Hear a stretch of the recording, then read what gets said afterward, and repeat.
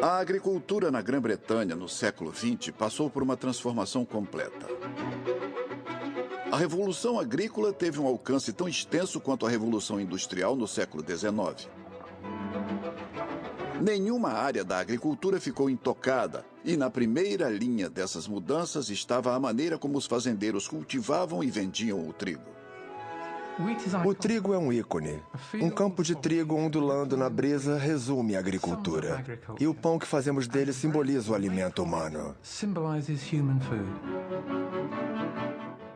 Em apenas 3 gerações, os fazendeiros do trigo substituíram o trabalho animal por trabalho mecânico.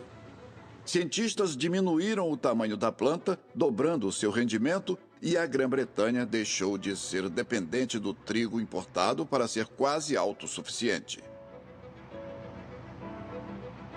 A transformação na maneira como os fazendeiros produziam trigo foi notável.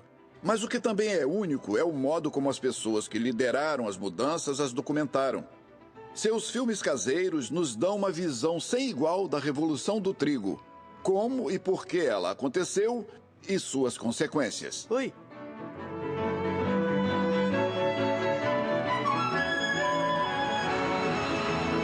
Terra, suor e trabalho.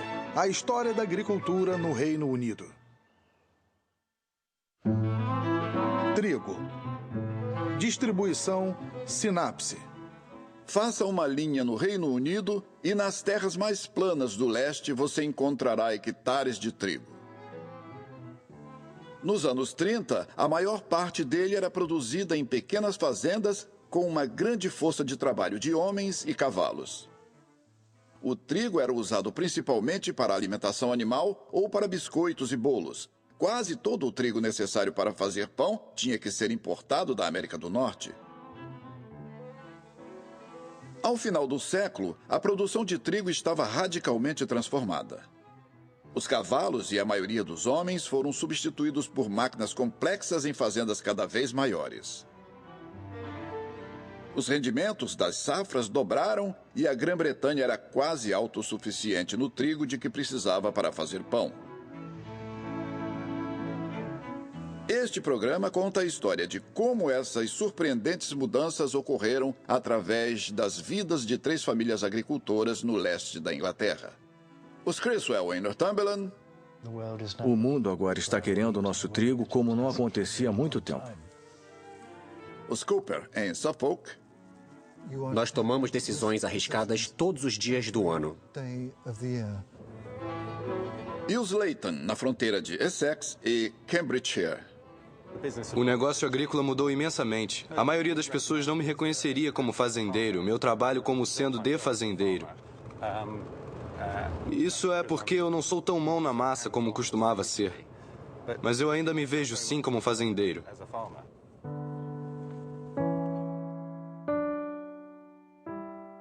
A família de John Leighton tem sido fazendeiros há gerações, e eles têm filmado suas vidas desde os anos 30. Este filme, do avô de John acenando para a câmera do alto da sua colheitadeira, é de 1938.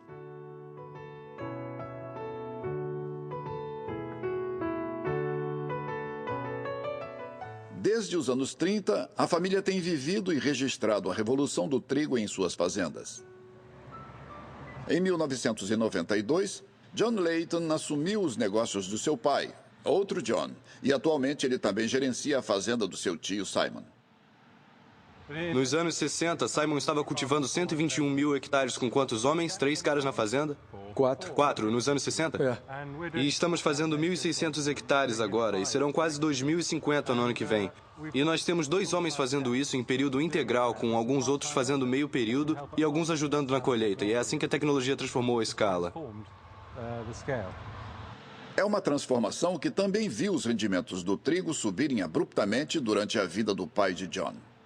Estamos ganhando quase o dobro agora do que ganhávamos 30 anos atrás. E isso por conta da reprodução de plantas e da tecnologia. É absolutamente fantástico.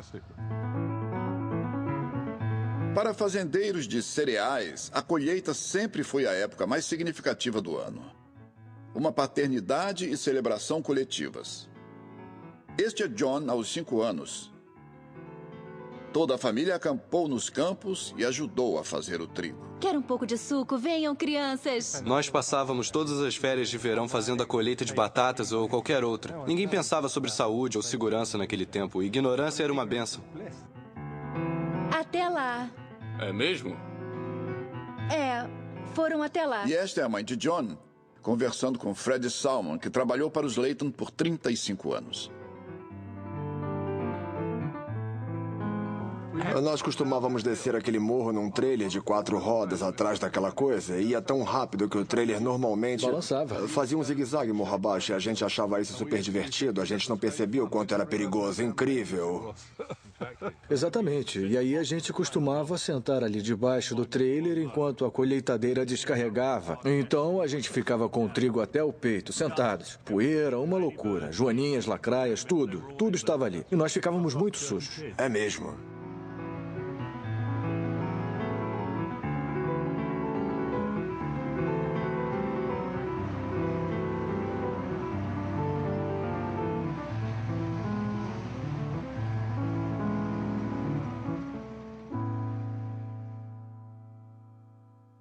Por gerações, os Layton haviam cultivado em Lancashire. Então, no começo do século XX, uma parte da família se mudou para o sul, em Essex, onde a terra era menos cara. Em 1933, os recém-casados Thomas Layton e sua esposa Anne vieram aqui para a fazenda Lucas, perto de Chelmsford. De lá, da lua de mel, Thomas escreveu para agradecer a seus lavradores pelo presente de casamento.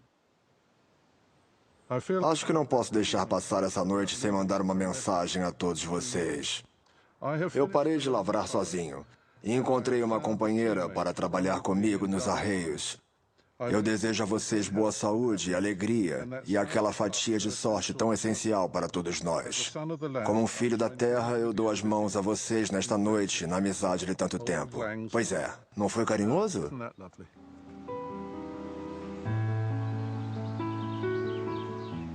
A descrição de uma companheira para trabalhar nos arreios é adequada. Nos filmes feitos na fazenda de 24 hectares antes da guerra, os cavalos ainda são muito presentes.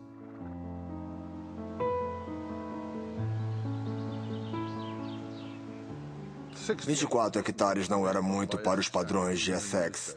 Mesmo naquele tempo, mas era bom, o solo era bom, muito produtivo. Um dos melhores solos para trigo em todo o país. Então era um começo, mas também não deixava de ser um trabalho duro. Em 1933, essa casa estava completamente abandonada e meu pai e minha mãe passaram 1934 colocando um novo telhado nela.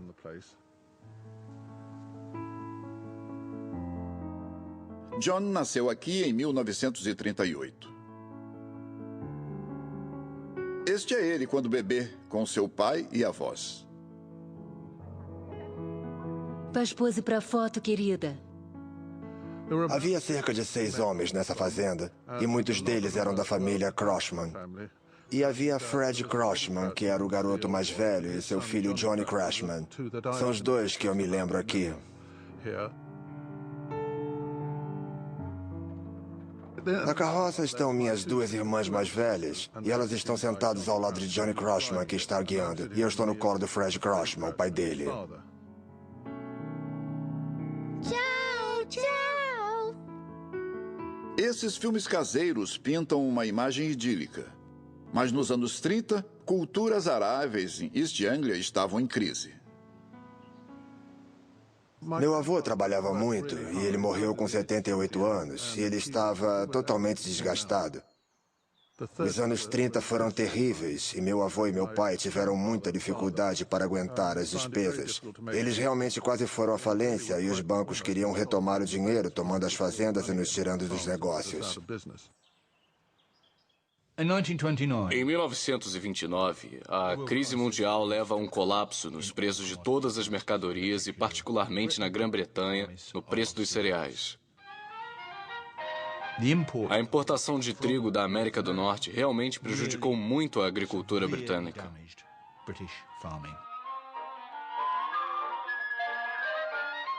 O trigo é uma mercadoria. O trigo é uma mercadoria de troca.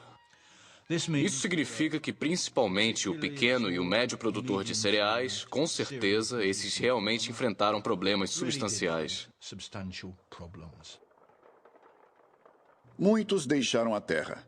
Mas como a família Layton, os Cooper de Suffolk conseguiram seguir em frente. Harold Cooper começou sua vida profissional na fazenda do seu pai durante a Depressão.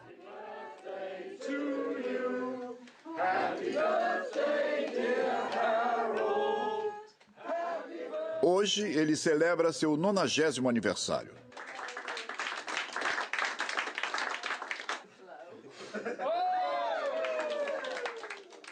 Como os Layton, existem algumas gerações dos Cooper cultivando em Suffolk. O filho de Harold, Ashley, agora gerencia a fazenda. Nós já colhemos muito? Ah, sim, mas é claro que sim. Já colhemos mais ou menos a metade, né, Ashley? E não estaríamos aqui se não fosse a sua força, não é verdade? E Oliver, sobrinho de Harold, gerencia a fazenda perto de Ipswich. Você tinha 14 anos em 1932. A depressão global atingiu em cheio e atingiu duas indústrias mais que todas. Manufatura geral no norte e agricultura em East Anglia. Simplesmente não dava nem para doar terras. E em 1934, o preço do trigo chegou ao seu valor mais baixo em termos econômicos. Chegou a pouco menos que 5 libras a tonelada. E você sabe, não valia a pena para os fazendeiros debulhar o trigo. Não havia mercado para aquilo. Os tempos eram bem difíceis. No começo dos anos 30, as coisas estavam muito deprimentes. A frase que era mais comumente usada na nossa casa era "nós temos que economizar". Essa era uma das frases da minha mãe. Nós temos que economizar, temos que diminuir o gasto nisso, diminuir o gasto naquilo. Por 300 anos, os Cooper haviam sido fazendeiros de arrendamento em Cheshire. Mas em 1906, a mãe de Harold herdou dinheiro bastante para que eles se mudassem para Suffolk e comprassem a fazenda Manor. Harold começou o trabalho lá em 1932. Logo antes do meu aniversário de 14 anos, eu deixei a escola e vim ajudar na fazenda. Eu tinha 2 irmãos. Nós empregamos 2 homens para começar. E no passado tínhamos 13 ou 14 homens. Isso foi uma das coisas tristes. Mas de qualquer forma, foi como aconteceu. E nós tivemos que trabalhar duro. Trabalhávamos muitas horas seguidas. Naquela época, chegar à colheita era um negócio trabalhoso, como este filme de 1934 mostra. Primeiro, o trigo tinha que ser cortado, normalmente por um cortador movido a cavalo, depois arranjado em feixes para secar. Às vezes, particularmente no norte da Grã-Bretanha, parte do trigo era empilhado até chegar o tempo de debulhar, que era quando o grão era separado da haste. Aí, então, o grão era estocado em sacos. Essas técnicas tradicionais eram caras e trabalhosas. Então, o pai inovador de Harold decidiu assumir um enorme risco com nova tecnologia. 34 foi o ano em que a Mostra Real de Agricultura veio para Ipswich. E na Mostra Real havia o mais moderno equipamento americano. Havia colheitadeiras combinadas americanas, coisas que apenas sonhávamos em ver. Nós pudemos ver e tocar. E acho que aprendemos lá o que uma pessoa normal levaria anos para aprender. Como o nome sugere, a combinada juntou os processos de cortar e debulhar. Ela reduzia o tempo e o trabalho significativamente, e o agricultor de grão podia vendê-lo imediatamente. Havia apenas 50 e poucas no país inteiro. E elas normalmente estavam nas mãos de grandes propriedades, onde, não quero ser muito crítico, mas os donos eram mais como playboys. E finalmente, em 1936, nós compramos uma Case combinada, o que para nós era um grande passo à frente.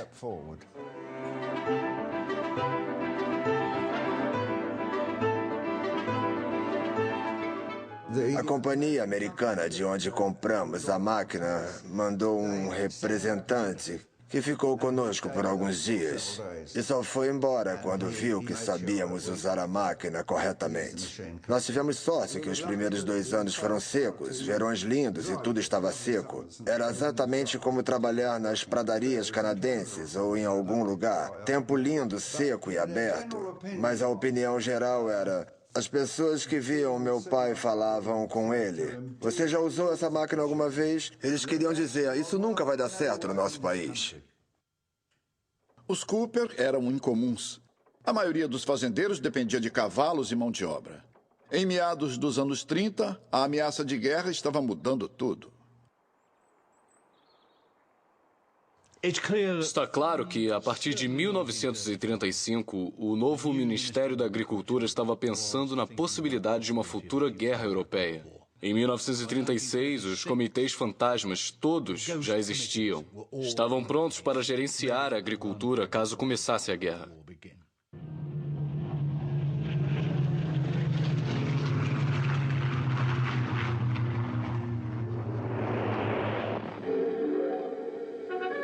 For the second time in 25 years, war forced us to take stock of our agriculture and of the men who live by it. For the second time, we have had to reclaim millions of derelict acres which we now need so badly. Quando a guerra foi declarada, eles mudaram para a política de 1917, com o pagamento de subsídios para arar a terra para produzir comida, mais particularmente a produção de trigo e aveia.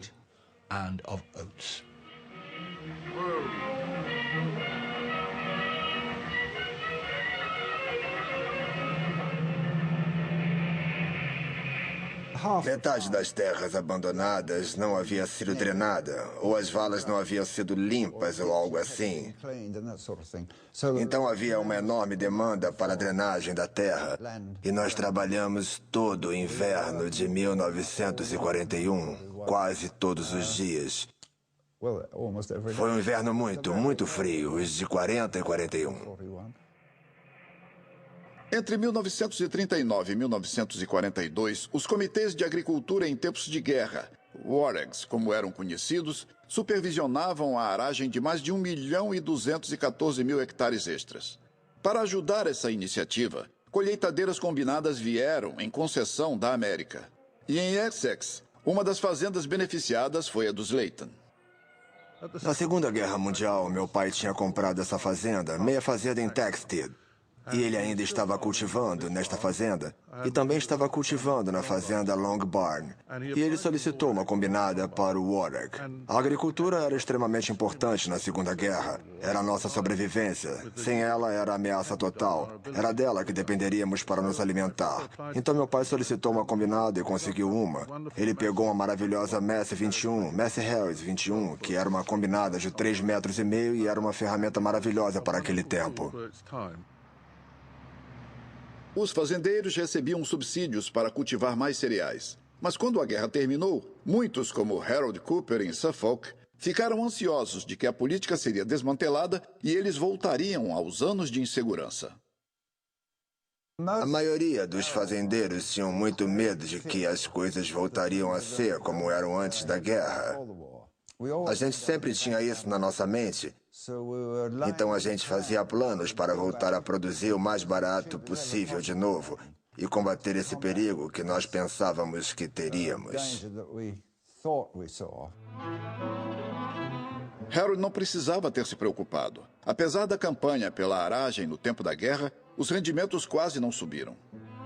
E depois de 1945, a Grã-Bretanha estava em desespero por causa da falta de comida. O país estava efetivamente falido e não podia pagar por importações. Então o governo decidiu maximizar a produção doméstica, continuando a política de subsídios dos tempos de guerra. Em 1947, foi aprovada uma legislação agrícola que muitos acreditam ser a mais significativa do século XX, o Ato Agrícola. Eu acho que o Ato Agrícola de 1947 sustenta totalmente tudo o que aconteceu com a agricultura pelos próximos 50 ou 60 anos. Isso significou que os agricultores, principalmente, estavam agora protegidos contra caprichos do mercado. Eles podiam planejar para o futuro. Eles sabiam que em 5 anos eles não estariam necessariamente fazendo uma fortuna, mas eles certamente não teriam prejuízo em termos de preços globais do trigo.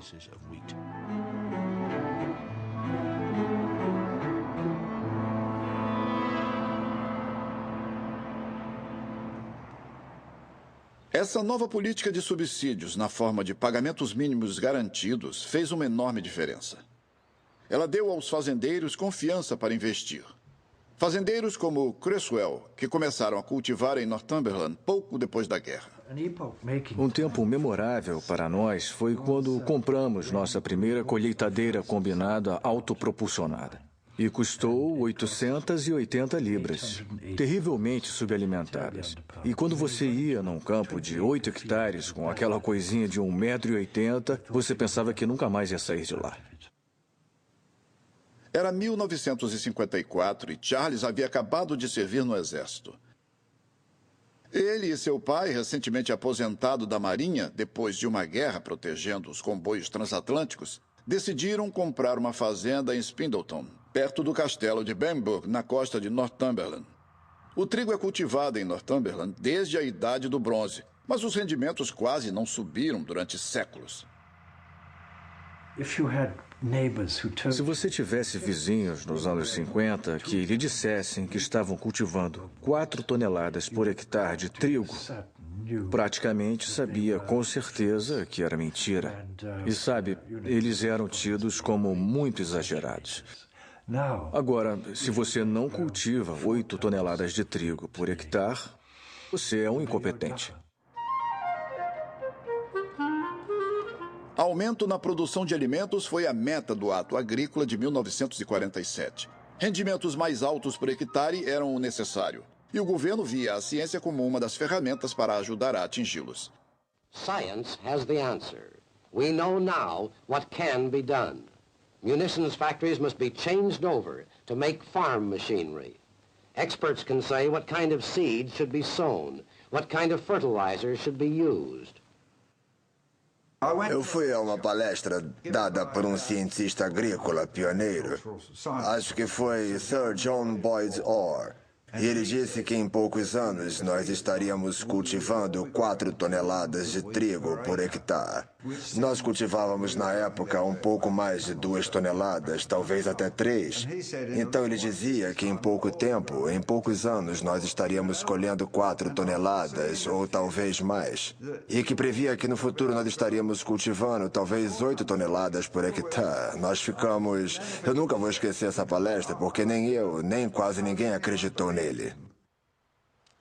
Os fazendeiros já haviam se beneficiado pela ciência antes da guerra, mas frequentemente era de modo rudimentar. Este filme, feito em 1934, numa fazenda vizinha à de Charles Creswell, mostra exatamente como a abordagem era improvisada.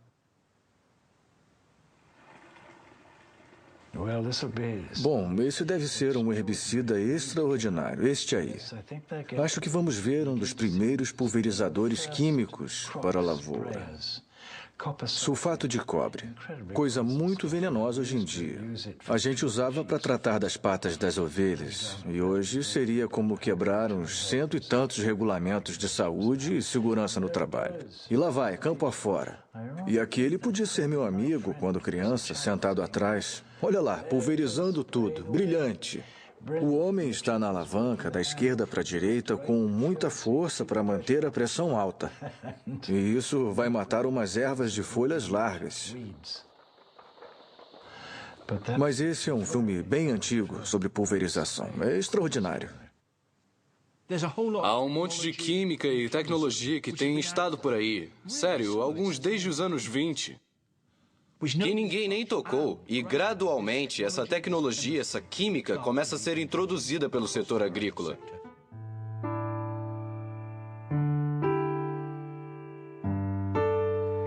O Ato de 1947 criou o ambiente perfeito para companhias químicas.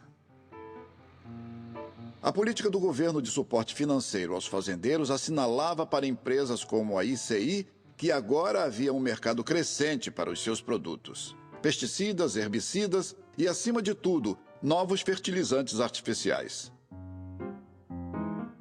Esses fertilizantes continham os principais nutrientes para o crescimento da planta: nitrogênio, potássio e potassa. E com o seu uso, os fazendeiros podiam plantar o trigo na mesma terra a cada ano. Originalmente, nessa área, eu fui criado assim. Nós tínhamos muito daquilo que chamamos de alcave, isto é, terra sem cultivo. Bom, com a chegada da boa abordagem científica e o uso de químicos, nós podemos cultivar uma boa safra todos os anos, e nós podemos colher todos os anos. Havia claras evidências de que os novos químicos poderiam aumentar os rendimentos, mas pouca noção de seus efeitos potencialmente tóxicos. Em 1958, o sobrinho de Harold Cooper, Oliver, estava ajudando na fazenda Manor, em Suffolk. Este é ele com 13 anos, dirigindo o trator para retirar o grão da combinada do seu pai. Uma das minhas lembranças de criança era uma substância química chamada DeNOC, que era um líquido muito amarelo. Eu estou certo de que tinha altos níveis de toxicidade. Todos nós na indústria tínhamos uma bela atitude de cavalheiro com relação à saúde, segurança e autoproteção. Mas muitos dos produtos que usávamos eram bem ruins para os padrões de hoje. Você sabe, trabalhando com agroquímicos como aquele na geração do meu pai, provavelmente foi a geração mais exposta em termos de contaminação física pelos produtos que eles usavam. Contaminação física direta pelas mãos, na pele, nos olhos. Papai tinha o cheiro de alguns dos produtos quando ele chegava, que eram usados como herbicidas naquele tempo. No fim dos anos 60, havia mais de 200 pesticidas de uso comum. Mas havia também cada vez mais provas de seus efeitos nocivos à vida selvagem e ao meio ambiente. O mais notório foi o inseticida sintético DDT. Os ecologistas estavam afirmando que DDT e hidrocarbonetos clorados como ele produziam finas cascas nos ovos dos pássaros no topo da cadeia alimentar. Aves de rapina, como o falcão peregrino, essas coisas. Então uma pergunta começou a surgir. Esses pesticidas são mesmo uma coisa boa? E a resposta só podia ser: não, não são. O DDT foi proibido na Grã-Bretanha em 1984. E 2 anos mais tarde, uma legislação que regulava o uso de pesticidas em geral foi introduzida. Na fazenda de Harold Cooper, em Suffolk, seu filho Ashley ainda depende de um coquetel de químicos para manter os rendimentos da plantação. Mas, ao contrário da época de seu pai, a lei exige que ele siga um rígido regime de pulverização.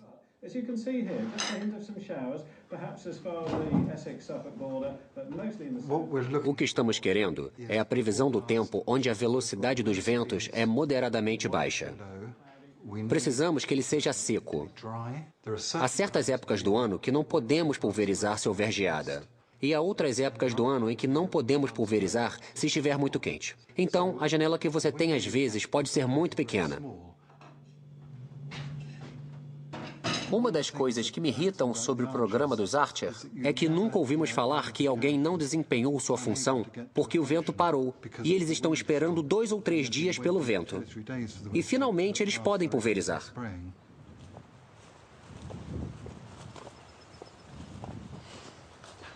Se nós não tivéssemos pulverizado, estaríamos vendo míldio. Em algumas variedades, veríamos ferrugem amarela. Os romanos costumavam sacrificar cachorros selvagens para se proteger da ferrugem amarela. E eles também conheciam o míldio. E eles tentavam plantar em fases diferentes do ciclo lunar para se proteger do míldio. Resultado, temos essa grama preta crescendo ali. Sem vigiar, você, no fim das contas, teria um campo onde é quase impossível cultivar cereais no inverno, porque ela, apesar da pouca largura da haste, tem a habilidade de sugar tudo de bom da terra ao redor do trigo e efetivamente estrangular o trigo.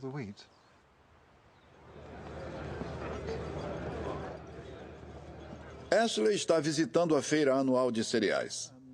Convenções como esta põem à mostra centenas de produtos ainda disponíveis, tanto para controlar pestes e doenças como para manter a fertilidade do solo.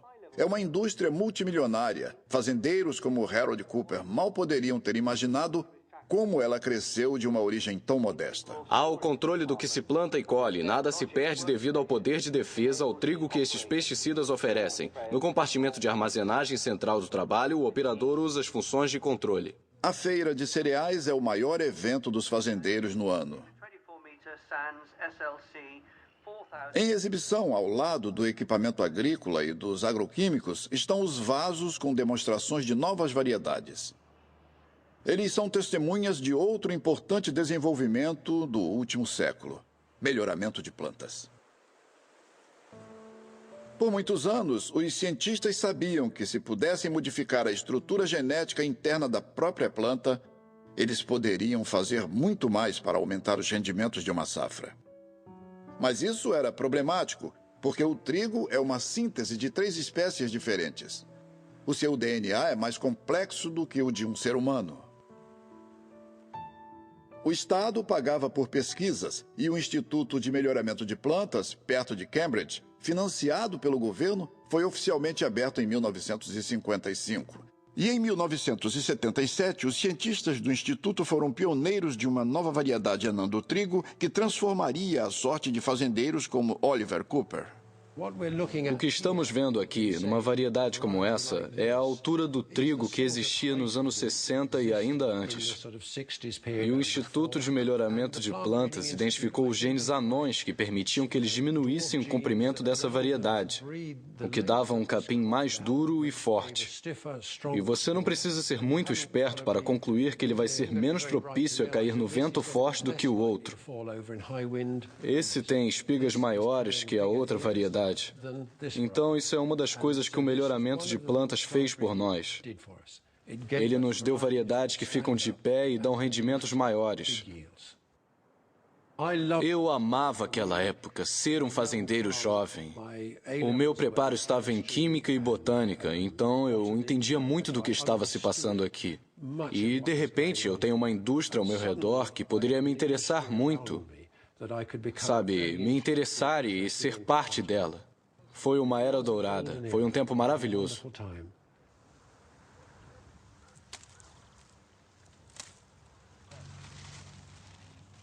Hoje, melhoramento de plantas está principalmente nas mãos de empresas comerciais.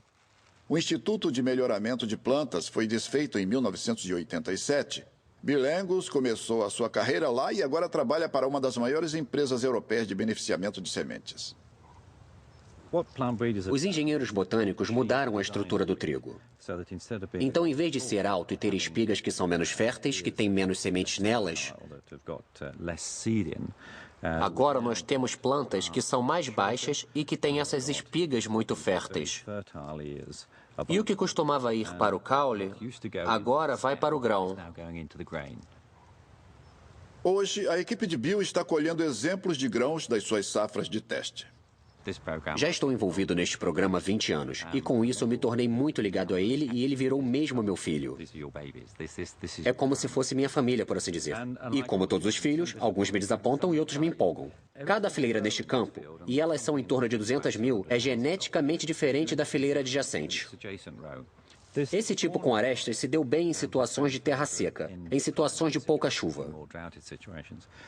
E essa variedade tende a criar um microclima de umidade em torno das espigas, o que esses aqui não fazem. Então, se tivermos verões úmidos e chuvosos, seria melhor ficarmos com estes, porque eles secam mais rápido e com isso evitamos doenças secundárias. Se fôssemos para uma situação seca, aí estes aqui seriam o tipo predominante.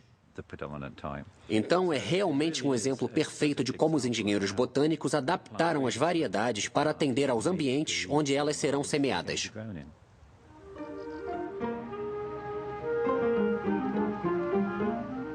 Melhoramento de plantas não é privado de críticas.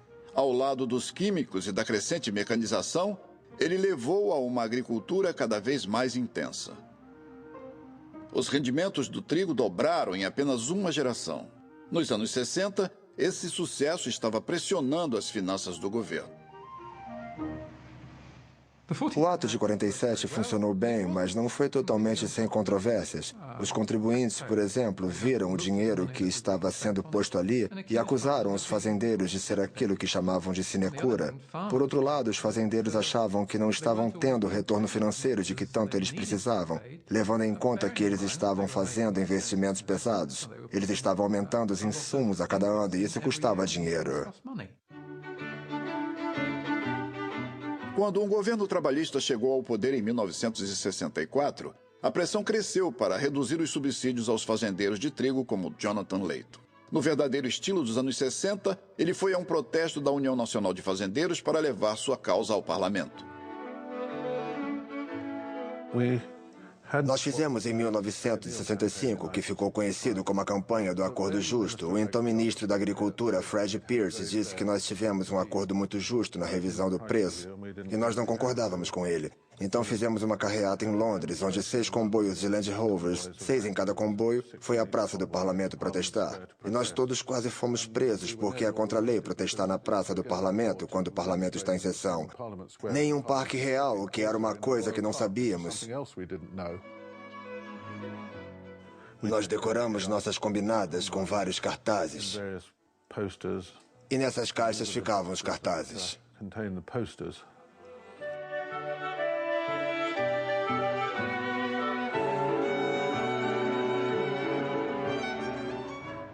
A fonte desses conflitos entre o governo e os fazendeiros era o crescente custo dos subsídios para o contribuinte. Mas em 1973, quando a Grã-Bretanha se juntou ao mercado comum, todo o sistema mudou. A entrada no mercado comum mudou o jeito que os preços agrícolas eram sustentados. O objetivo do mercado comum era que ele criava uma barreira tarifária que circundava todos os países do mercado comum. E isso mantinha o trigo mundial barato do lado de fora. O impacto para os fazendeiros de trigo foi enorme. Ele não só lhes deu um enorme mercado garantido, ele também abriu uma demanda para o tipo de trigo tradicionalmente cultivado em pequenas quantidades na Grã-Bretanha. Trigo para fazer pão. Antes dos anos 60, a Grã-Bretanha importava a maior parte do trigo que era usada para fazer pão. Era o chamado trigo duro canadense, o que basicamente significa que ele tem alto teor de proteína. E aquele era o trigo que usávamos nos processos tradicionais de cozimento. Teor de proteína é importante na feitura de pães porque ela permite que o pão cresça. Trigo de alta proteína é difícil de ser cultivado no úmido clima britânico. Então, os produtores de alimentos confiavam nos trigos americano e canadense. Mas, diante dos preços mais altos impostos pelo mercado comum, eles voltaram suas atenções para o trigo britânico. E no fim dos anos 70, uma técnica de mistura em alta velocidade, conhecida como processo Chorleywood, tornou possível aos moleiros usar quantidades substanciais de trigo britânico na massa branca padrão.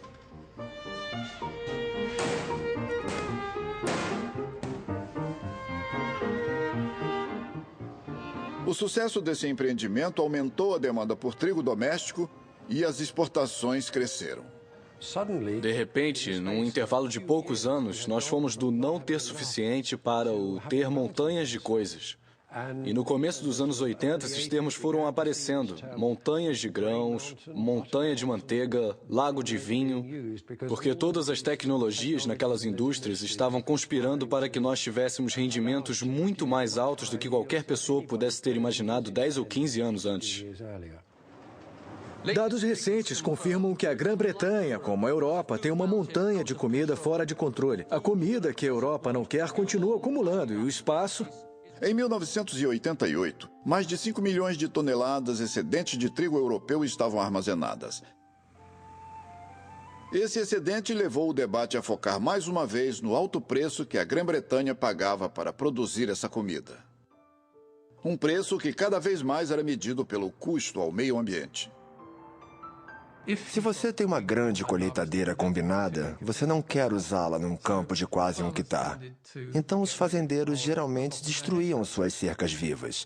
Da mesma forma, se você pode ganhar muito dinheiro produzindo trigo e você tem um terreninho alagado, você quer drená-lo. O fato de que o terreninho alagado era bom para ninhos de pássaros ou bom para anfíbios é uma coisa que você não vai ser pago por isso como fazendeiro. O movimento no pós-guerra para produzir cada vez mais comida havia deixado a sua marca na paisagem. Arbustos desapareceram e os campos se tornaram cada vez mais imensos. O número de fazendas caiu mais da metade e aquelas que permaneceram eram maiores e cada vez mais especializadas. E o custo de manter esse sistema aumentou. No começo dos anos 90, a política comum da agricultura absorveu mais de 60% do orçamento total da União Europeia. A hora da reforma havia chegado. Em 1992, veio uma mudança fundamental na política na forma de tomada de terras. Nós éramos pagos para, pode-se dizer, tirar terras da produção. E esse sistema, se é possível argumentar, funcionou muito bem. Porque significou que, quando faltasse comida, nós voltaríamos a produzir naquela terra. E era uma boa maneira de o governo se assegurar de que a terra estava em bom estado para o cultivo, mas podia ser tomada. E era um jeito de regular uma certa quantidade de oferta e demanda. A tomada de terras simbolizava a ideia de que os dias de simplesmente aumentar a produção tinham acabado. O que você precisa é ver que o interior é algo que pode produzir montes de coisas diferentes. E comida é apenas uma delas. Em meados dos anos 90, a sorte dos fazendeiros de trigo estava começando a mudar. Sob pressão dos processadores de alimentos, a União Europeia começou a reduzir as tarifas sobre o trigo importado. A proteção que os fazendeiros de trigo tinham contra o mercado global nos anos 30 havia desaparecido. Uma vez mais, eles estavam à mercê da especulação do mercado. 1,28, 1,28, entre 1,28 e 1,30. Estamos comercializando num mercado global e um fazendeiro do Reino Unido é parte desse mercado global. O que acontece nos Estados Unidos, o que acontece na Austrália, isso tudo tem influência direta no preço que o fazendeiro do Reino Unido pode cobrar. Esta é uma sala de comércio de trigo em Lincolnshire. Se você voltar 30, 40 anos, muito do comércio era feito em bolsas de milho pelo país. Então, o que você vê aqui é um negócio nacional. Naquele tempo, você tinha um comerciante em cada cidade e em cada cidade tinha uma bolsa de milho. E os comerciantes se encontravam com os compradores e eles negociavam face a face os volumes de grão que eles precisavam vender.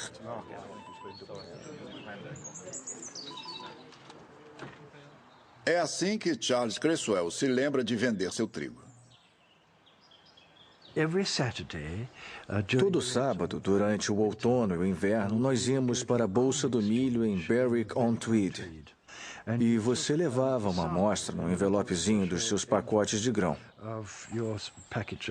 E aí, o comerciante, o seu representante, olhava aquilo e, altamente científico, mordia ocasionalmente na metade, porque se fosse bem branco e farinhento, isso significava que era bom. Mas se a mordida fosse dura e ele fosse azul, era má notícia. E ninguém parava no seu assento. Então você circulava entre essas pessoas e no final achavam uma que pagasse um preço satisfatório. Nos anos 70, as bolsas de milho haviam se tornado coisa do passado.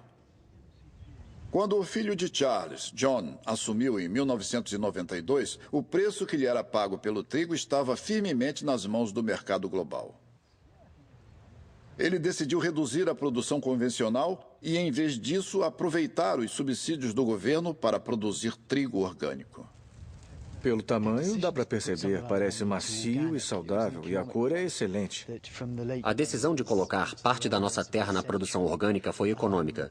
O fato de que, do fim dos anos 90 até os primeiros anos do século XXI, nosso preço médio do trigo estava em cerca de 70 ou 80 libras a tonelada. E a maior parte do tempo nós recebíamos menos que isso. Claramente não era econômico. Estávamos regredindo. E isso parecia ser uma solução. Eu acho que coincidiu com a época em que o governo parecia estar perdendo interesse na agricultura. Então, também era uma coisa sensata a fazer parar momentaneamente a produção da fazenda. Sim, bem colocado. Para organizar toda a atividade até a política do governo mudar, o que ainda estamos esperando com ansiedade.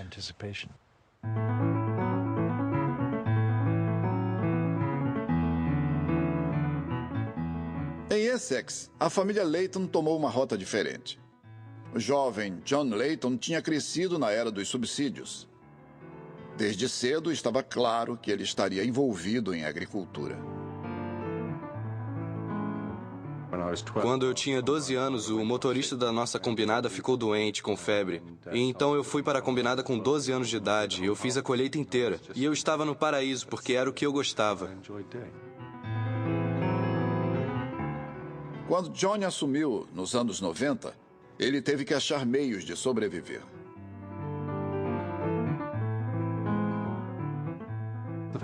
O fato de o trigo ser uma commodity global significa que nós sempre temos que estar de olho no mercado global. O que está acontecendo no mercado global, quando se trata de vender o grão. Mas, provavelmente, mais importante, temos que estar cientes de que estamos competindo nesse mercado. Então, se houver outras partes do mundo que podem produzir trigo mais barato que o nosso, temos que nos adaptar a isso, temos que ser competitivos. Sua estratégia era resistir nos números. Então ele juntou forças com outros fazendeiros na tentativa de cortar gastos. O que nós conseguimos fazer foi juntar 5 ou 6 negócios agrícolas e, enquanto eles ainda negociam como negócios individuais, as fazendas são gerenciadas como uma grande fazenda. Ele também se tornou presidente da Camgrain, a maior cooperativa de fazendeiros de grãos do Reino Unido. E em 2007... John e seus parceiros do Camgrain fecharam um negócio histórico com um grupo de supermercados para fornecer diretamente todo o trigo para suas padarias. Foi a primeira vez que um acordo de fornecimento como esse foi tentado entre fazendeiros do Reino Unido e um supermercado.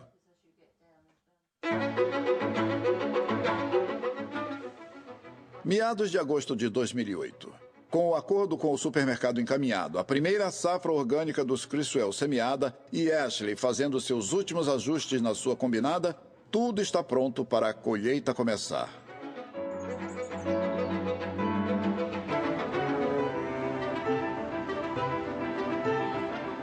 É a época mais agitada e crucial do ano para o fazendeiro de trigo. John veio com seu pai e seu tio para ver a nova combinada em ação. Ela está sendo dirigida por um dos parceiros da fazenda, Andrew Tetlow. O tempo no momento da colheita é absolutamente crucial. Muita chuva significa que o trigo não pode ser cortado. E quanto mais ele fica no campo, menor a chance dele ser adequado para o pão. O acordo de John Layton com o supermercado depende se a safra é boa ou não. Sem esse acordo, as consequências financeiras seriam graves.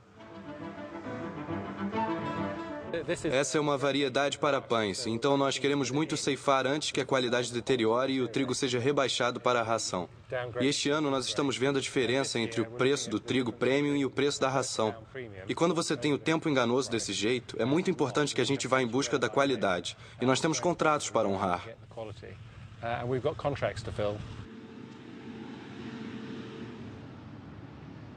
Para Ashley Cooper, a colheita é quase espiritual.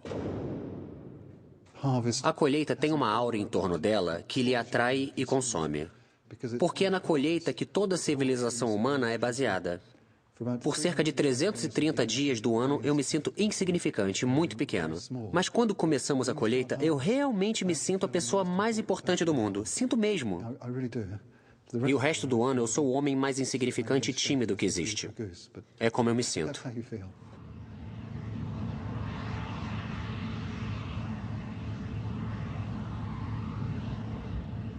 No sul, o tempo está segurando.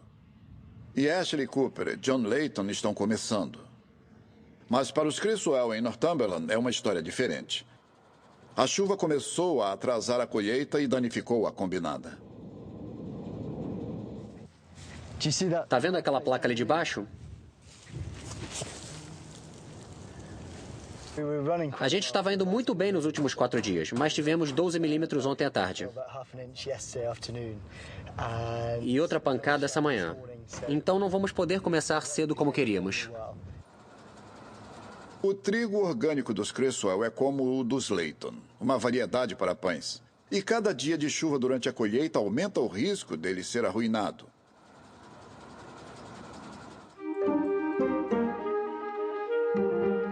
A chuva se espalhou para o sul. O agosto de 2008 está se tornando um dos mais chuvosos da história. Até a colheitadeira na fazenda dos Layton, em Essex, foi interrompida. O parceiro de John, Andrew Tetlow, está impotente. Você pode ver que o tempo nos venceu. Nós temos um excelente maquinário aqui, toda a tecnologia que você poderia querer, mas se estiver chovendo, nós temos que parar. Pois é, e isso é o que nós estamos tentando colocar na colheitadeira, e quando está molhada, ela simplesmente não passa. Você sabe, o capim está absolutamente encharcado e não dá para cortar. E fica bem difícil de esfregar o grão quando está molhado. Então a gente não consegue uma amostra muito boa e também isso crucificaria totalmente a máquina.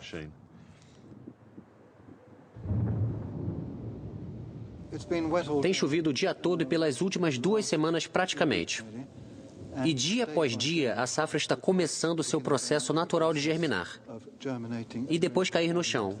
E a cada dia que passa, você perde potencial para uma colheita máxima. Então você precisa agarrar cada oportunidade que você tem. Não é diferente de estar na Batalha da Grã-Bretanha. Quando você tem uma oportunidade, precisa agarrá-la.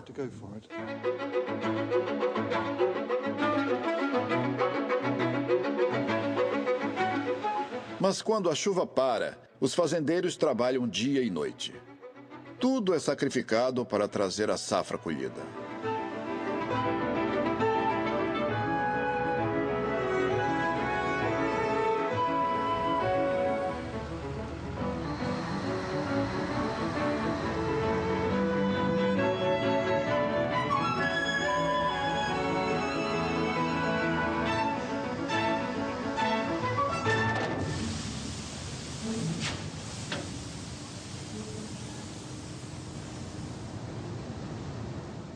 Todo o trigo de John Layton vai para os enormes silos da cooperativa de grãos. Lá, o trigo será testado, seco e armazenado.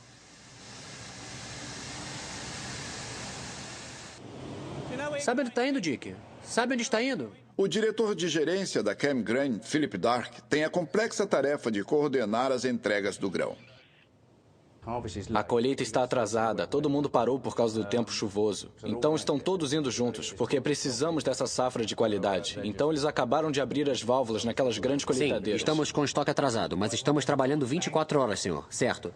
Vocês têm que ir para Thomas Banks, na Manor Farm Harleton.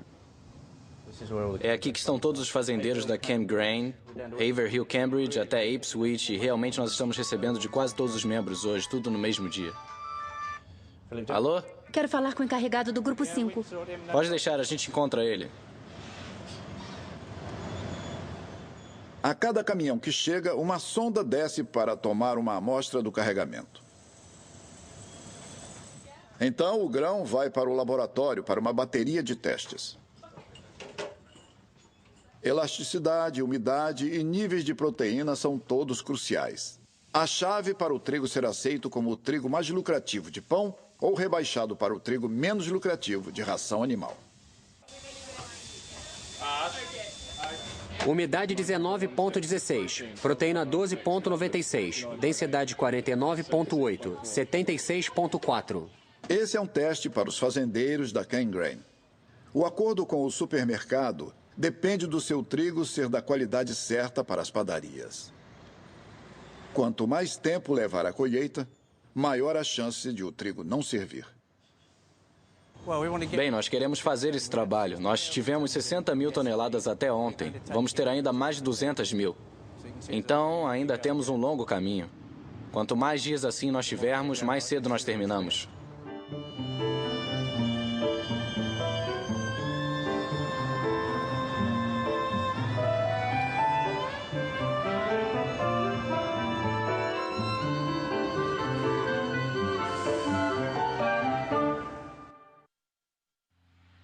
No final, a sorte dos 3 fazendeiros em 2008 variou. Em Suffolk, o tempo se manteve seco e Ashley Cooper foi capaz de ceifar uma boa safra. A agricultura é um dos trabalhos voltados para apostas. Tudo, desde decidir ceifar até o dia quando você vende o seu milho, que pode flutuar no preço em 50% ou 60% ou ainda mais neste ano. Você está tomando decisões de risco todos os dias do ano. Nesses tempos difíceis para a economia, os programas ambientais do governo foram um acréscimo bem-vindo à fazenda dos Ashley. No total, nós temos cerca de 10% da nossa terra arável em programas ambientais de um jeito ou de outro. E o que isso quer dizer é que nós temos margens de 6 metros com uma variedade de gramas e, em alguns casos, flores selvagens plantadas ao redor de cada campo. Eu pude replantar as árvores que meu pai removeu. Eu tenho muita sorte, porque eu adoro. Isso deu uma nova dimensão à fazenda e me deu uma nova injeção de entusiasmo nessa parte da minha carreira na agricultura.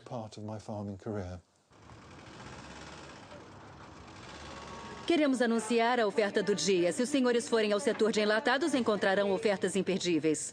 Para John Layton e seus parceiros, a colheita de 2008 foi um sucesso. Cadê o cheiro da sua padaria? Porque o cheiro da padaria não é forte. Bom, antes era. O que acontece é que ele é liberado na porta da frente. Ah, entendi. Ele desaparece naquele sai lado. por ali. Entendi. Seu trigo foi bom o bastante para o contrato com o supermercado. Bem, eu acho isso fantástico.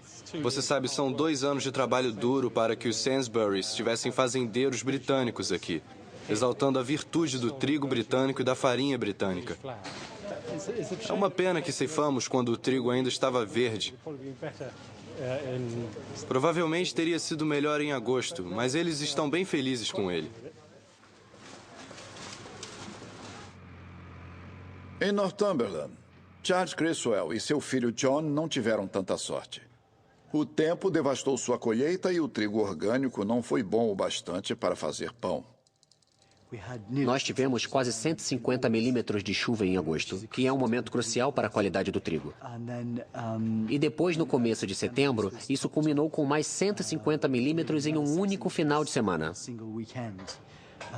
O que realmente encerrou o assunto em termos de qualidade da nossa safra. O trigo pode ir para a ração. É muito frustrante porque não foi para isso que a gente semeou. Nós perdemos uma grande parte da nossa renda. Mas como minha filhinha diz, se você não pode levar na brincadeira, papai, você não devia estar na agricultura. Ela está certa.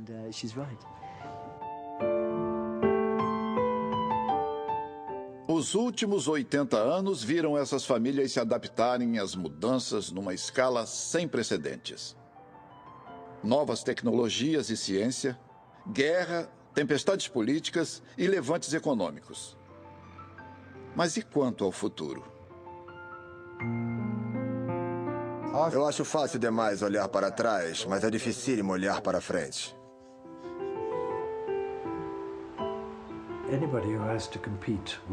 Qualquer um que tenha que competir com o clima britânico precisa ter um pouco de compaixão. Mas ninguém nos obrigou a ser fazendeiros. E nós fazemos isso porque amamos. We love it.